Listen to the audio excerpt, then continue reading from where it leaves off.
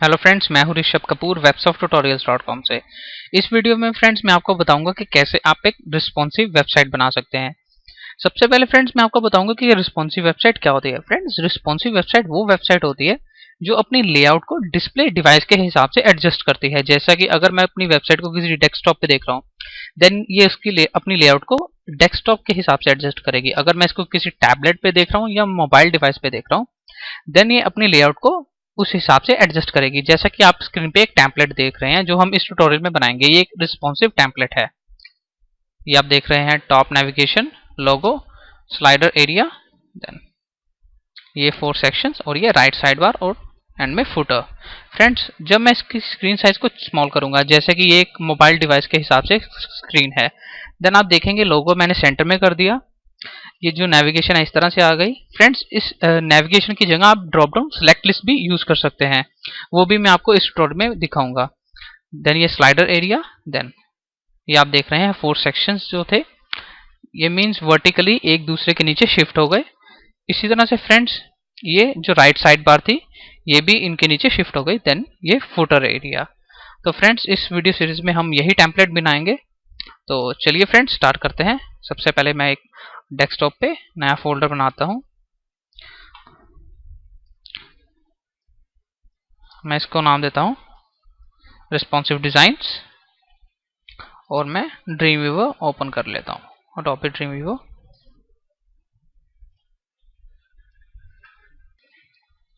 तो फ्रेंड्स, ये Adobe dream viewer open हो गया। मैं सबसे पहले HTML साइट बनाऊंगा और उसको मैं सेव कर देता हूं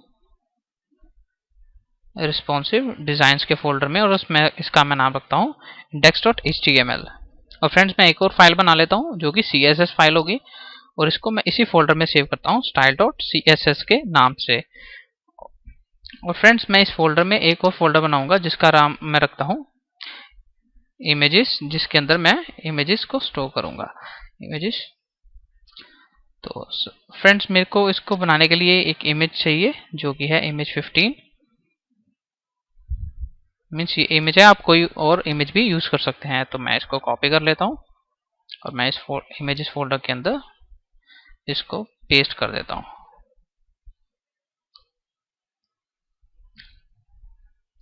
तो चलिए फ्रेंड्स स्टार्ट करते हैं। सबसे पहले फ्रेंड्स, मैं यहाँ पे कुछ style.css के अंदर कुछ पैरामीटर्स को सेट कर लेता हूँ। सबसे पहले मैं लिखता हूँ बॉडी। फ्रेंड्स, मैं आपको सबसे पहले बताना चाहता हूँ, जो रिस्पॉन्सिव डिजाइन है वो 2 पार्ट्स में डिवाइड किया जाता है। मीन्स सबसे पहले हम एक सिंपल डिजाइन बनाते हैं, एक सिंपल टेम्पलेट बनाते हैं। देन सेकेंड स्टेप में हम उसको रिस्पॉन्सिव डिजाइन में कन्वर्ट करते हैं। फ्रेंड्स, मैं आपको ये सजेस्ट करना चाहता हूँ कि अगर आपको HTML CSS की अच्छी नॉलेज नहीं है, देन आप मेरे पहले HTML CSS के वीडियो ट्यूटोरियल्स देखिए, उसके बाद आप ये रिस्पॉन्सिव डिजाइन का ट्यूटोरियल देखिए। तो फ्रेंड्स, मैं सबसे पहले इसको इंक्लूड कर लेता हूँ। It's style.css relation style sheet and type text CSS। तो मैंने इसको इंक्लूड कर लिया। अब यहाँ पे मैं इसके पैरामीटर्स को सेट कर देता हूँ। तो सबसे पहले बॉडी, मार्जिन 0, पैडिंग 0। फ्रेंड्स, यहाँ पे मैं एक और सेट कर लेता हूँ फॉन्ट फैमिली एरियल, और मैं यहाँ पे star, margin 0, padding 0। Means friends, star का मतलब है जितने भी इसमें हम आईडीज या क्लास यूज करेंगे उसको बाय डिफॉल्ट मार्जिन और पैडिंग 0 होगा। तो सबसे पहले फ्रेंड्स, मैं HTML फाइल में जाता हूँ। यहाँ पे मैं एक आईडी बनाता हूँ, डिवाइडी रैपर, जिसके अंदर की पूरी वेबसाइट को मैं रैप करूंगा। मीन्स इसके अंदर सारा का सारा टेम्पलेट में डिजाइन करूंगा। तो मैं यहाँ पे लिखता हूँ एंड ऑफ रैपर, और यहाँ पे मैं इसको आईडी को बना लेता हूँ रैपर। सबसे पहले फ्रेंड्स, मैं इसको बॉर्डर 1 पिक्सल सॉलिड देता हूँ,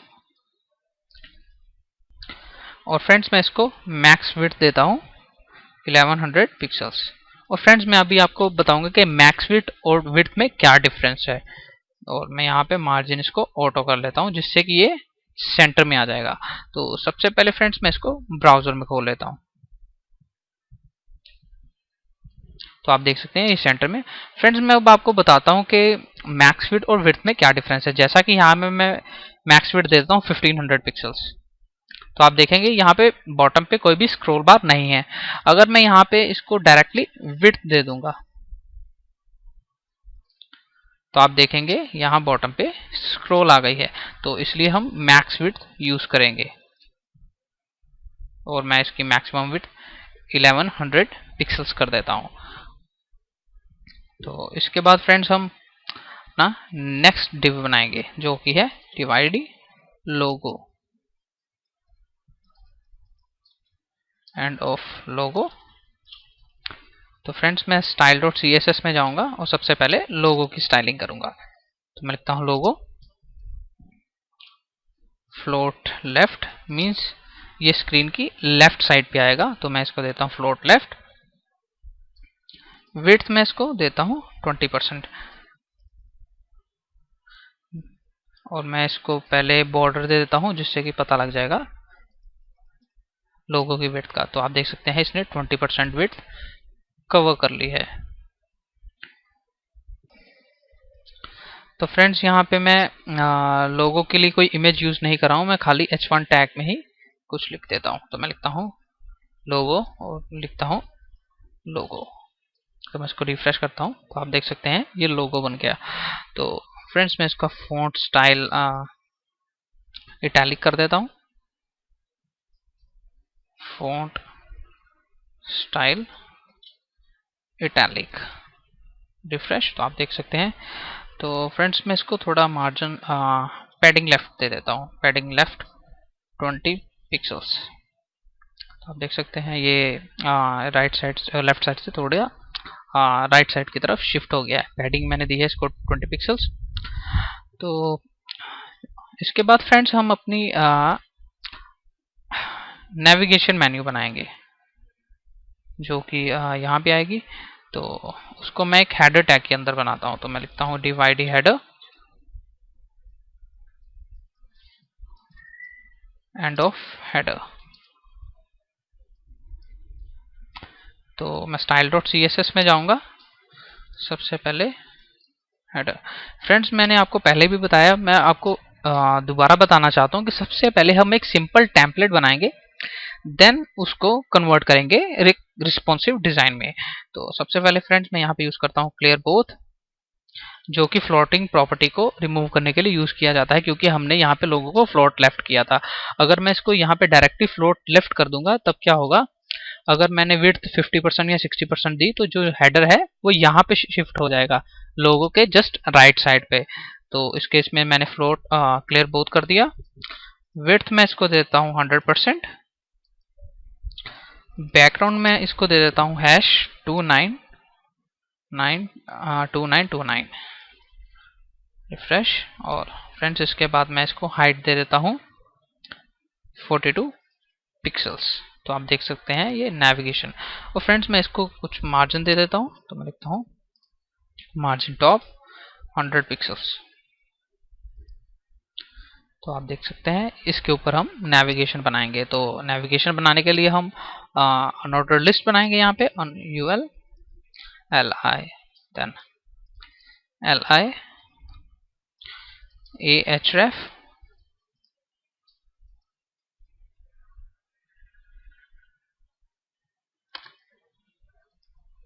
और फ्रेंड्स मैं 5 लिस्ट आइटम्स बनाऊंगा 1 2 3 4 5। सबसे पहले मैं यहाँ पे लिखता हूँ होम। आप कुछ भी लिख सकते हैं, जो भी मेन्यू आइटम्स आप बनाना चाहते हैं। होम, अबाउट अस, प्रोडक्ट्स,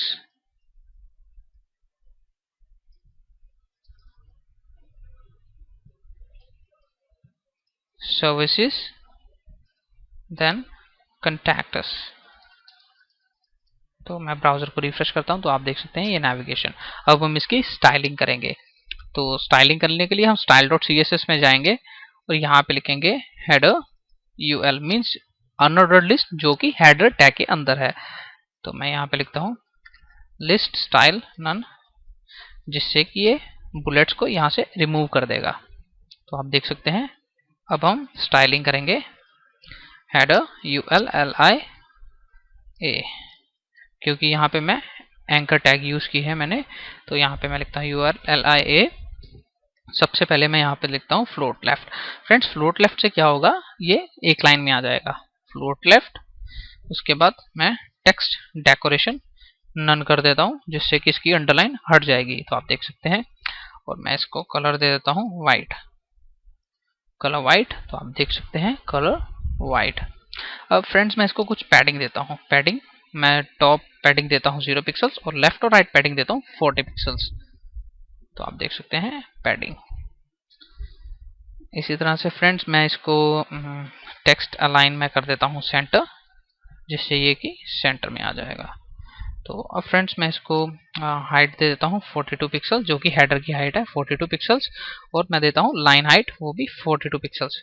मैं रिफ्रेश करूंगा तो आप देख सकते हैं ये वर्टिकली सेंटर में आ गया। फ्रेंड्स लाइन हाइट से यही फर्क पड़ता है कि अगर आपने हाइट 50 पिक्सल्स दी है और अगर आप लाइन हाइट भी 50 पिक्सल्स दोगे तो ये उस डिव के वर्टिकली सेंटर में आ जाएगा।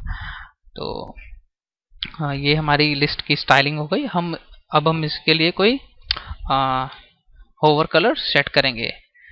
तो उसके लिए मैं यहाँ पे जाता हूँ, यहाँ पे लिखता हूँ header ULLIA colon hover. Means जब मैं इस पे होवर करूँ देन क्या हो, तो इसकी मैं बैकग्राउंड सेट करता हूँ #F20068, जो कि जस्ट लाइक एक पिंक कलर है। तो आप देख सकते हैं। फ्रेंड्स आप कोई भी और कलर यूज कर सकते हैं। तो फ्रेंड्स आप देख सकते हैं ये हमारा हेडर सेट हो गया है। फ्रेंड्स लेकिन अगर मैं चाहता हूँ कि मैं देखना चाहता हूँ कि अगर मैं करंटली होम पेज पे हूँ तो ये कलर इस पे रहे, तो इस केस में फ्रेंड्स हम क्या करेंगे, हम एक क्लास बनाएंगे। तो मैं इसको ये लिखता हूँ header ULLIA dot active. Means जो भी टैब एक्टिव है देन क्या हो, उसका बैकग्राउंड कलर मैं यही सेम कर देता हूँ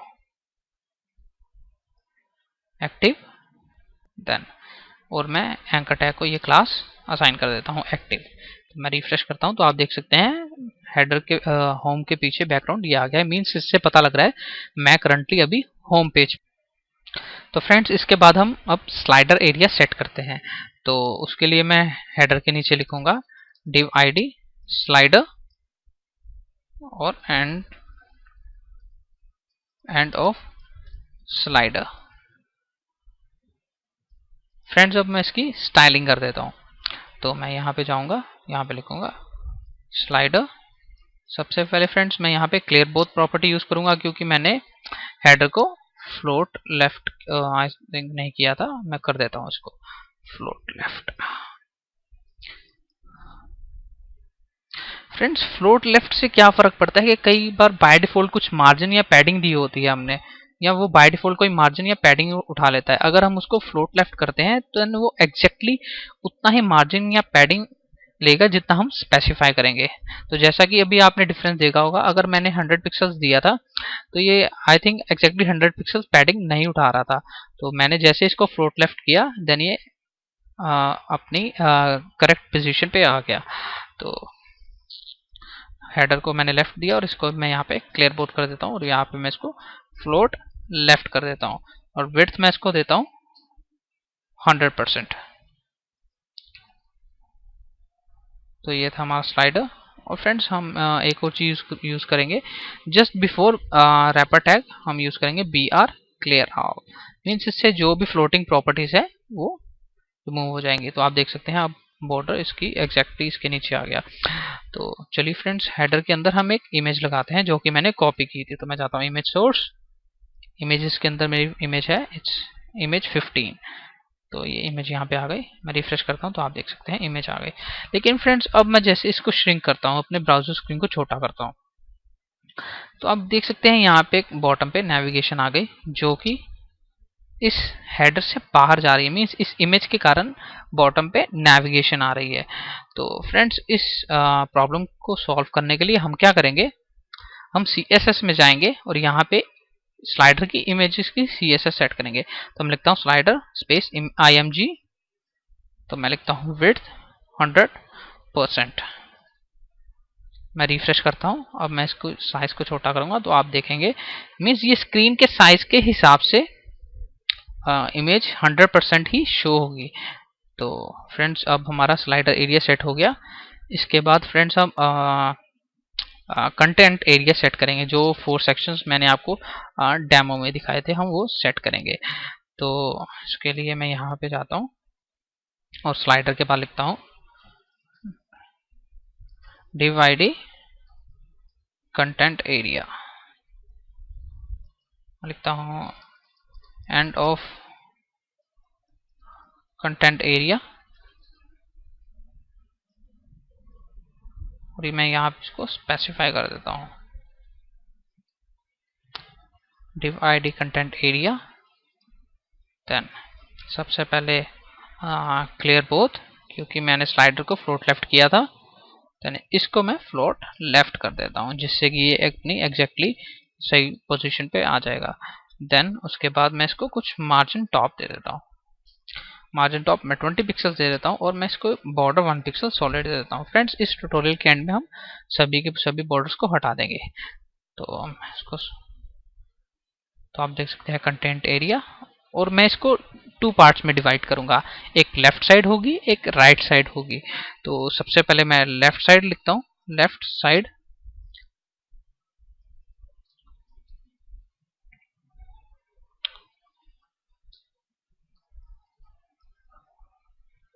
एंड ऑफ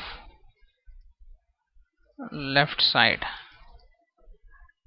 तो मैं यहाँ पे इसको मैं विड्थ देना भूल गया था, तो मैं विड्थ इसको देता हूँ 100% कंटेंट एरिया को। देन मैं टाइप करता हूँ content area, then left side means वो लेफ्ट साइड आईडी जो कि कंटेंट एरिया के अंदर है, लेफ्ट साइड। देन मैं इसको फ्लोट लेफ्ट कर देता हूँ, जो क्योंकि ये लेफ्ट साइड पे आएगी। मैं विड्थ इसको दे देता हूँ 70% और मैं बॉर्डर दे देता हूँ 1 पिक्सल सॉलिड। तो मैं रिफ्रेश करता हूँ तो आप देख सकते हैं ये ब्लैक कलर का बॉर्डर जो कि लेफ्ट साइड के लिए है। तो फ्रेंड्स इसके अंदर मैं 4 सेक्शंस बनाऊंगा जो कि मैंने आपको डेमो में दिखाए थे। तो मैं उसका नाम दे देता हूँ div class thumbs and of thumb1। तो मैं यहाँ पे इसके अंदर एक क्लास बनाऊंगा लेफ्ट साइड के अंदर।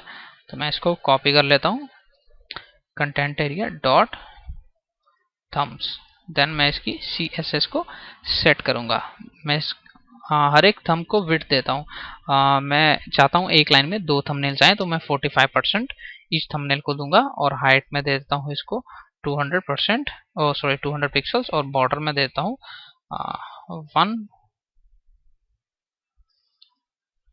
1 पिक्सल सॉलिड #CCC। तो मैं इसको रिफ्रेश करता हूँ तो आप देख सकते हैं ये पहला थंब आ गया। इसी तरह से मैं इसको कॉपी कर लेता हूँ, थंब 1 ये आ गया, थंब 2, थंब 3, थंब 4। मीन्स मैं चाहता था कि एक लाइन में 2 थंबनेल्स आए, तो मैंने इसकी विड्थ को उस हिसाब से एडजस्ट कर दिया। अब आई थिंक मेरे को इसकी विड्थ को थोड़ा डिक्रीज करना पड़ेगा। सो 40%, इट्स ये 70% था, तो आई थिंक 33%।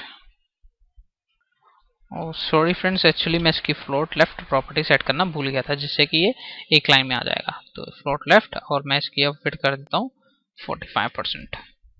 तो पहले 2 thumbnails and then next 2 thumbnails अगली लाइन में आ गए। तो मैं इसको कुछ मार्जिन लेफ्ट देता हूँ। मार्जिन लेफ्ट में सेट कर देता हूँ 10 पिक्सल्स के, मैं सेट कर देता हूँ 30 पिक्सल्स, और मार्जिन बॉटम मैं सेट कर देता हूँ 30 पिक्सल्स। तो ये आ गए 4 थंबनेल्स। अब हम इसके अंदर कुछ लिखेंगे।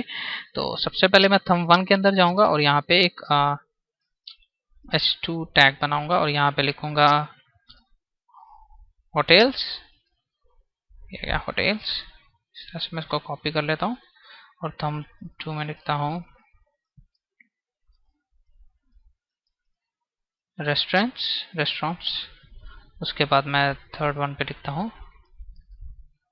ट्रैवलर्स, फोर्थ में लिखता हूँ सी। आप कुछ भी लिख सकते हैं, ये मैं खाली आपको डेमो के लिए दे रहा हूँ। तो अब हम इसकी स्टाइलिंग करते हैं, जो कि H2 टैग है लेफ्ट साइड थम्स के अंदर। तो मैं इसको कॉपी कर लेता हूँ, यहाँ पर लिखता हूँ H2। सबसे पहले मैं इसको बैकग्राउंड कलर देता हूँ। इसका बैकग्राउंड कलर होगा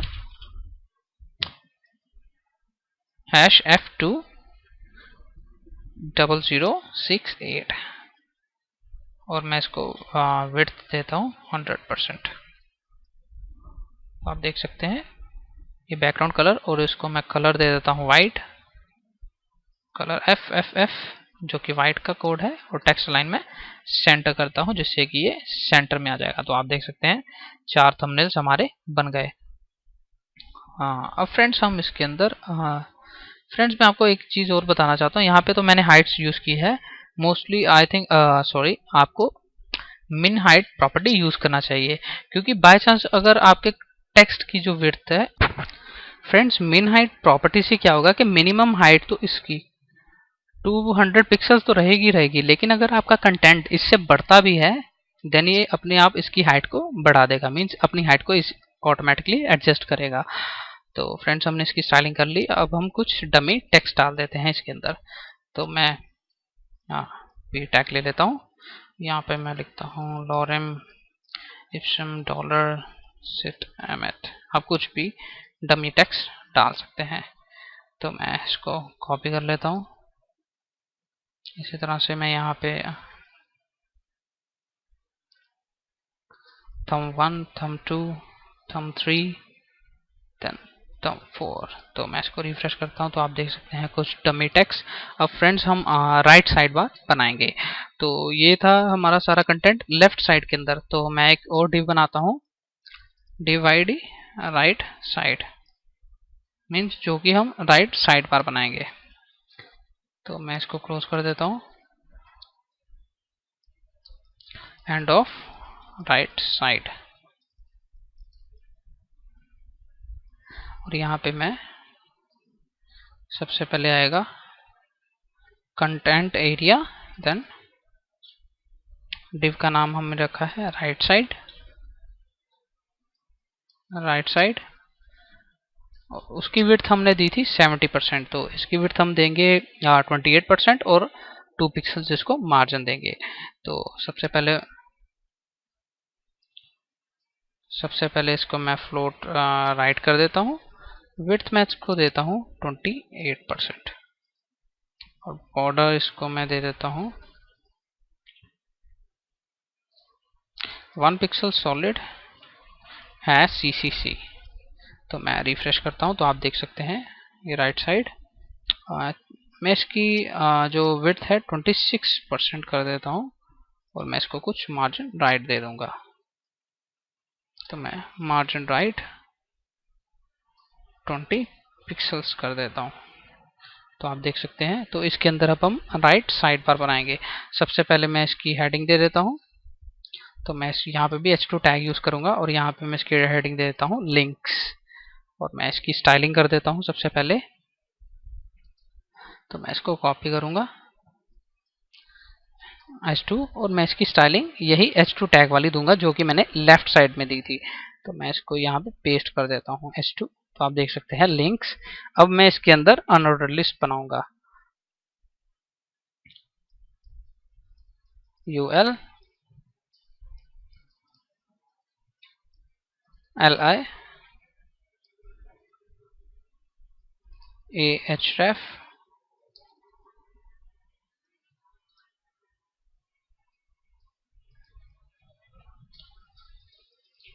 आप जितने भी चाहे लिंक्स दे सकते हैं। तो मैं यहाँ पे लिखता हूँ लिंक 1। आप चाहे कुछ और भी लिख सकते हैं जो भी आप लिखना चाहते हैं। Link 1, link 2, link 3, link 4, link 5 and then link 6। तो मैं इसको रिफ्रेश करता हूँ तो आप देख सकते हैं। अब हम इसकी स्टाइलिंग करेंगे जो कि अनऑर्डर्ड लिस्ट राइट साइड के अंदर है। तो मैं इसको कॉपी कर लेता हूँ कंटेंट एरिया राइट साइड को। देन मैं लिखता हूँ यूएल मीन्स जो अनऑर्डर लिस्ट इसके अंदर है, तो मैं लिखता हूँ सबसे पहले लिखता हूँ लिस्ट स्टाइल नन मीन्स इसकी बुलेट्स को रिमूव कर दे। देन उसके बाद इसको मैं कॉपी करता हूँ, यहाँ पे लिखता हूँ li।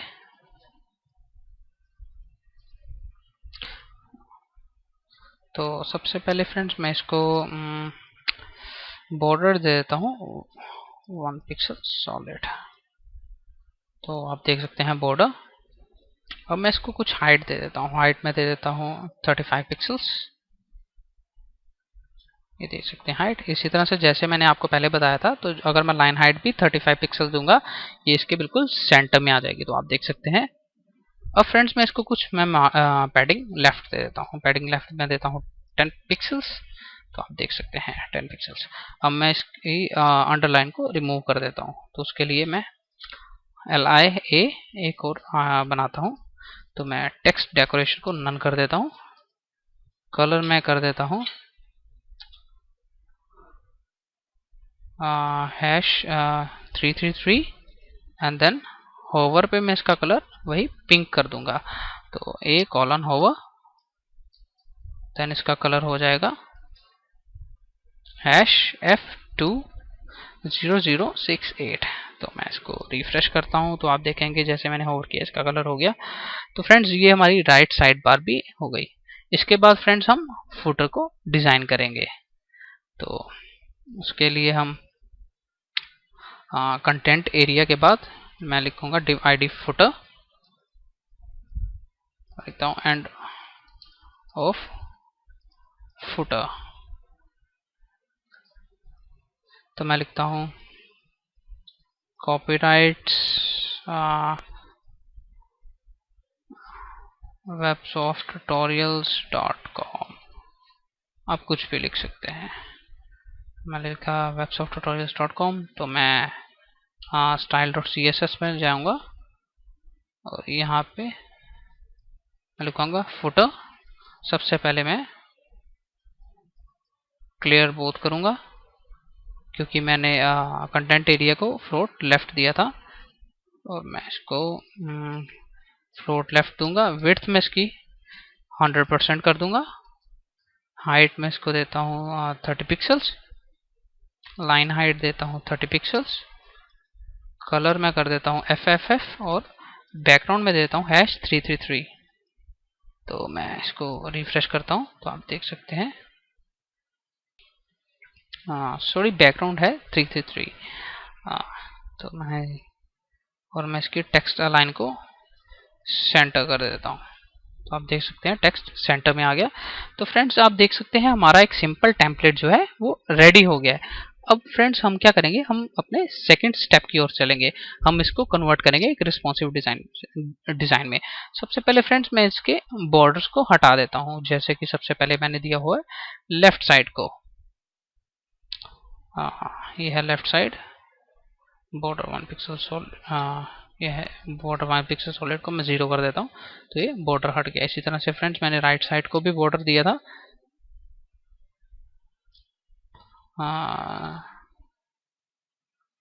एक्चुअली मैंने लिस्ट आइटम्स को बॉर्डर दिया था, तो मैं इसको बॉर्डर बॉटम कर देता हूँ 1 पिक्सल्स डॉटेड #CCC। तो आप देखेंगे ये बॉर्डर बॉटम आ गया, और मैं राइट साइड का बॉर्डर जो है वो हटा देता हूँ। तो आप देखेंगे हमारी राइट साइड बार भी रेडी है, ये 4 सेक्शंस भी रेडी हैं और फुटर भी रेडी है। फ्रेंड्स हम इसको कन्वर्ट करेंगे एक रिस्पॉन्सिव डिजाइन में। तो सबसे पहले फ्रेंड्स मैं इसकी विड्थ को डिक्रीज करता हूँ। तो आप देखेंगे हमने परसेंटेज तो दी, लेकिन इसने परसेंटेज को एडजस्ट तो किया, लेकिन ये श्रिंक हो गया काफी, जिससे कि ये दिखने में अच्छा नहीं लग रहा। तो फ्रेंड्स अब हम इसको कन्वर्ट करते हैं रिस्पॉन्सिव डिजाइन। तो फ्रेंड्स इसको कन्वर्ट करने के लिए हम सबसे पहले CSS फाइल के एंड में जाएंगे और यहाँ पे लिखेंगे @media, क्योंकि हम मीडिया क्वेरीज यूज करेंगे इसको कन्वर्ट करने के लिए। Media screen and brackets max width मैं देता हूँ :720 पिक्सल्स। मीन्स ये अगर एक टैबलेट है देन क्या करें, तो फ्रेंड्स हम क्या करेंगे, हम सारी CSS को कॉपी कर देंगे इसके अंदर रैपर टैग को छोड़ के। तो मैं इसको कॉपी कर लेता हूँ लोगो को भी, तो मैं इसको यहाँ पे पेस्ट कर देता हूँ। और फ्रेंड्स मैं इसका लोगो का भी बॉर्डर हटा देता हूँ। मैं टॉप पे जाता हूँ,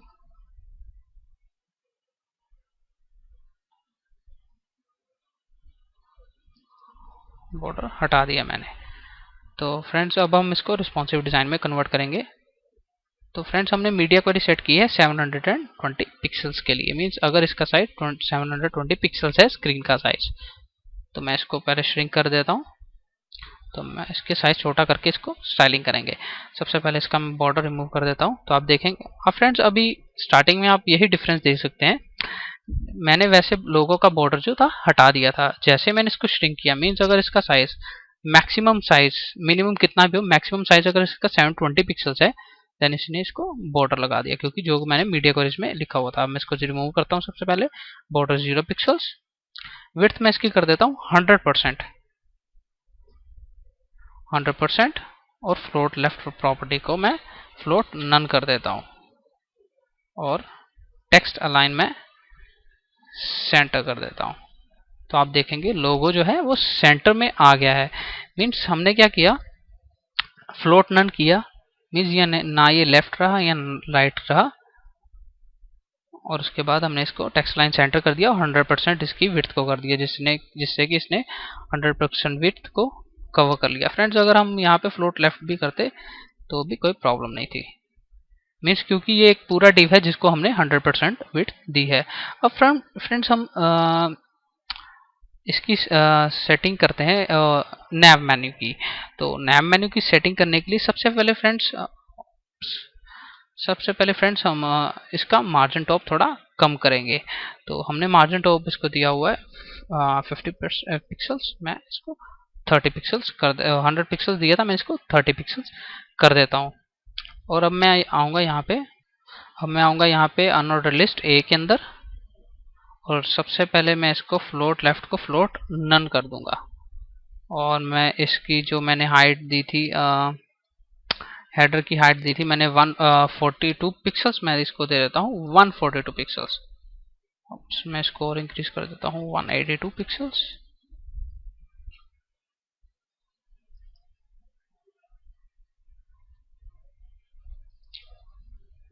इट्स 222 पिक्सल्स मैंने इसकी हाइट कर दी है। ये आपको इसके हिसाब से देख के एडजस्ट करना पड़ेगा। और मैंने इसकी फ्लोट लेफ्ट प्रॉपर्टी जो कि मैंने दी थी, जिसके कारण ये लेफ्ट की टुवर्ड्स लेफ्ट साइड शिफ्ट हो रहा था, ये अब शिफ्ट नहीं होगा, ये एक दूसरे के नीचे आ जाएगा। और मैं इसकी डिस्प्ले प्रॉपर्टी को ब्लॉक कर देता हूँ। मीन ब्लॉक से क्या होगा, ये पूरे के पूरे एक ब्लॉक को कवर कर लेगा। तो आप देख सकते हैं ये नेविगेशन हमारी सेट हो गई है। ये हमारी नेविगेशन मेन्यू है। तो आप देख सकते हैं थोड़ा सा डिफरेंस बॉटम पे आ रहा है, तो मैं इसकी जो हाइट को है वो कम कर देता हूँ। तो आप देख सकते हैं ये हमारी नेविगेशन मेन्यू सेट हो गई है। इसके बाद हम चलेंगे स्लाइडर एरिया की ओर, जो कि ऑलरेडी 100% है, जिसको कि हमें छेड़ने की कोई ज़रूरत नहीं है। इसके बाद हम चलते हैं कंटेंट एरिया की तरफ। कंटेंट एरिया में सबसे पहले हम सेट करेंगे लेफ्ट साइड को। तो मैं इसकी फ्लोट लेफ्ट प्रॉपर्टी को फ्लोट नन कर दूंगा। तो आप देख सकते हैं फ्लोट नन किया, और मैं इसकी विड्थ को कर देता हूँ 100%, मीन्स ये पूरी विड्थ को कवर कर लेगा। तो ये मैंने 100% किया। अब फ्रेंड्स मैं थम्स की विड्थ को भी एडजस्ट कर देता हूँ। मैं जैसे यहाँ पे इसको विड्थ को करता हूँ 90%, तो आप देखेंगे ये जितना भी स्क्रीन होगा उसका 90% कवर कर लेंगे। और मैं फ्लोट लेफ्ट प्रॉपर्टी को हटा दूंगा, फ्लोट नन कर दूंगा, मीन्स ये एक दूसरे के नीचे शिफ्ट हो जाएंगे, ये लेफ्ट या राइट साइड की तरफ नहीं आएंगे। उसके बाद फ्रेंड्स हम ये हमारा सेट हो गया। अब हम चलते हैं राइट साइड बार की ओर। राइट साइड बार की हम स्टाइलिंग करेंगे इसी तरह से फ्रेंड्स, जैसे हम लेफ्ट साइड बार का किया था। हम इसकी फ्लोट प्रॉपर्टी को नन कर देंगे, मीन्स ये इसके नीचे शिफ्ट हो जाएगा। और इसकी विड्थ को मैं कर देता हूँ 100%। तो आप देखेंगे 100% किया। और इसके बाद मैंने यूएल इसको मैं 90% कर देता हूँ, क्योंकि ये ज़्यादा विड्थ कवर कर रहा है। तो 90% किया। और मैं इसको मार्जिन लेफ्ट दे देता हूँ 20 पिक्सल्स। तो आप देख सकते हैं 30 पिक्सल्स। तो आप देख सकते हैं ये एक रिस्पॉन्सिव डिज़ाइन बन गया है।